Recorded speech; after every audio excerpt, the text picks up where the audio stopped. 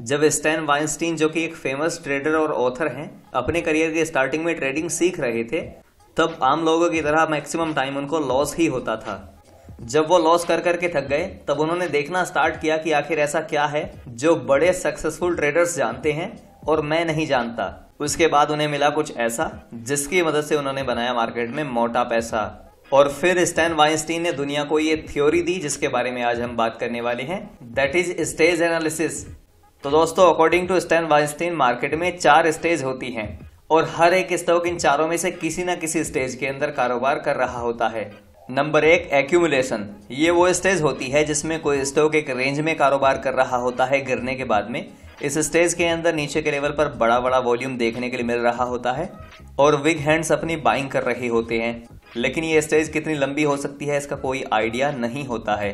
और दोस्तों, दूसरी स्टेज होती है सुपर परफॉर्मेंस स्टेज। बेसिकली जब स्टेज 1 कंप्लीट हो जाती है और स्टेज 1 का ब्रेकआउट होता है तो स्टॉक स्टेज 2 में चला जाता है, जिसके बाद में स्टॉक अप ट्रेंड के अंदर लगातार ऊपर जाने लगता है। ये स्टेज भी कितनी लंबी हो सकती है इसका कोई आइडिया नहीं होता, और जब तक स्टॉक ऊपर जाता रहता है तब तक उसको सुपर परफॉर्मेंस स्टेज कहा जाता है। और दोस्तों, जब स्टेज 2 कंप्लीट हो जाती है तो उसके बाद में स्टार्ट होती है स्टेज 3 यानी कि डिस्ट्रीब्यूशन। इसके अंदर होता क्या है कि स्टॉक जैसे नीचे के लेवल पर यहाँ पर एक रेंज में कारोबार कर रहा था, वैसे ही यहाँ पर इस रेंज में कारोबार करने लगता है। इसके अंदर भी बड़ा बड़ा वॉल्यूम देखने के लिए मिल सकता है।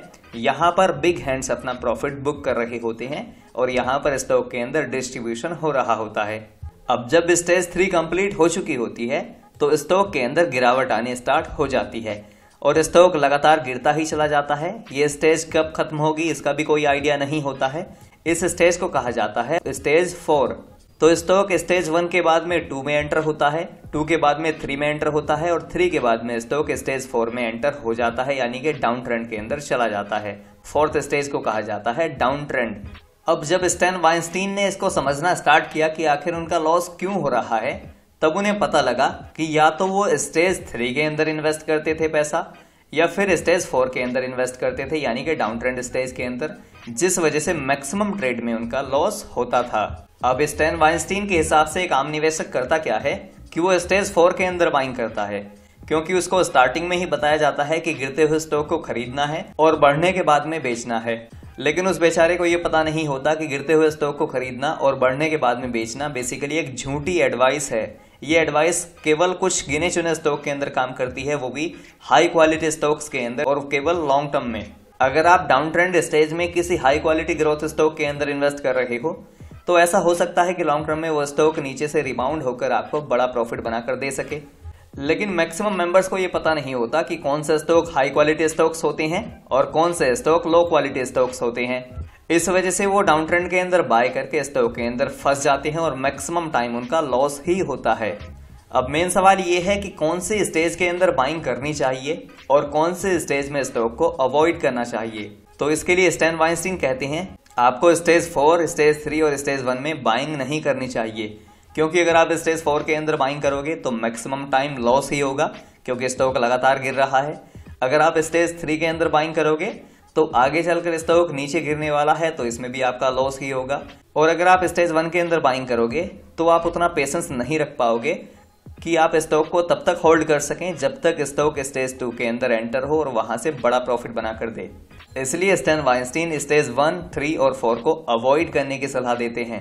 तो अब उनके हिसाब से बाइंग करने के लिए केवल और केवल एक ही स्टेज बढ़िया बचती है, जो कि है स्टेज 2 यानी कि सुपर परफॉर्मेंस स्टेज। उनके हिसाब से आपको स्टॉक को तब बाय करना चाहिए जब स्टॉक स्टेज 2 के अंदर एंटर हो गया हो और अब ट्रेंड स्टार्ट कर दिया हो।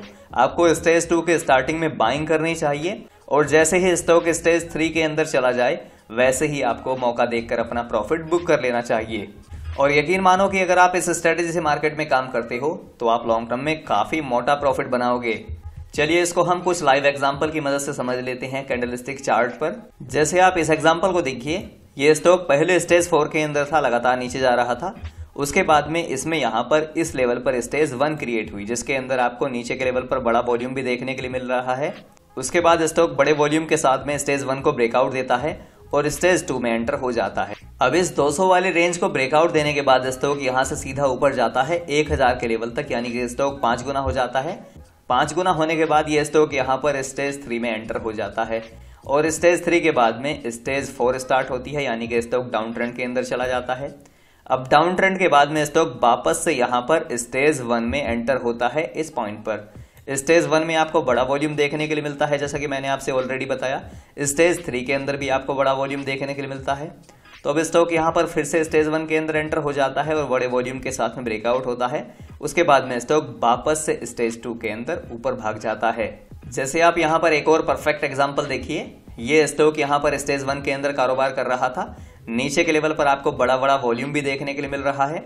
उसके बाद में स्टॉक स्टेज 1 से स्टेज 2 के अंदर एंटर होता है और 10 रुपए का स्टॉक सीधा 70 का हाई लगाता है। यहाँ तक 70 का हाई लगाने के बाद में स्टॉक स्टेज 3 के अंदर एंटर हो जाता है और स्टेज 3 के बाद में स्टॉक स्टेज 4 में एंटर हो जाता है और लगातार नीचे गिरता चला जाता है। तो अब आप यहाँ पर खुद ही देखिए, अगर आप स्टॉक की स्टेज 4 के अंदर बाइंग करोगे तो आपका लॉस होगा, स्टेज 3 के अंदर बाइंग करोगे तो भी आपका लॉस होगा, और अगर आप स्टेज 1 के अंदर स्टॉक में इन्वेस्ट करोगे तो उस टाइम पर आप उतना पेशेंस नहीं रख पाओगे ताकि आप स्टेज 2 को एंजॉय कर सको। तो स्टॉक के अंदर बाइंग करने का सबसे बढ़िया टाइम होता है कि जब स्टॉक यहाँ पर स्टेज 2 के अंदर एंटर हो रहा होता है, यानी कि यहाँ पर या फिर यहाँ पर। तो ये होता है स्टॉक में इन्वेस्ट करने का सबसे बढ़िया टाइम, जब स्टॉक सुपर परफॉर्मेंस स्टेज में एंटर हो रहा होता है।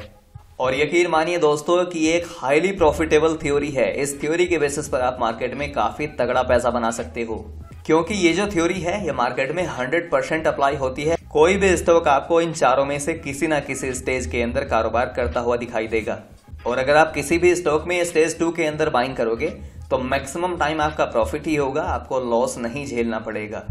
तो दोस्तों ये था हमारा आज का वीडियो। आई होप कि आपको अच्छा लगा होगा। अच्छा लगा हो तो लाइक शेयर जरूर करना।